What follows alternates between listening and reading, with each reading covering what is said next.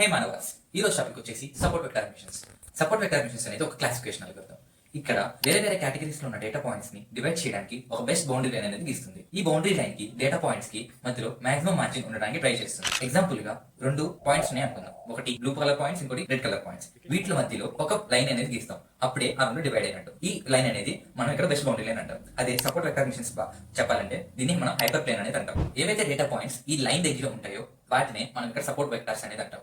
ఒకవేళ లీనియర్ గా మనం ఈ డేటా పాయింట్స్ ని డివైడ్ చేయలేకపోతే ఎస్విఎం కర్నల్ అనే మెథడ్ యూస్ చేసి దాన్ని 3 డైమెన్షన్ లో చూస్తాం.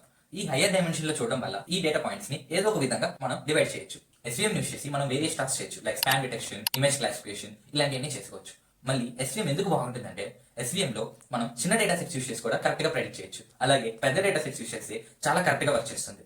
అందుకే ఎస్విఎం క్లాసిఫికేషన్ లో చాలా బెస్ట్. ఈ వీడియో కనుక మీకు నచ్చినట్టయితే సేవ్ చేసుకొని మీ ఫ్రెండ్స్ షేర్ చేయండి.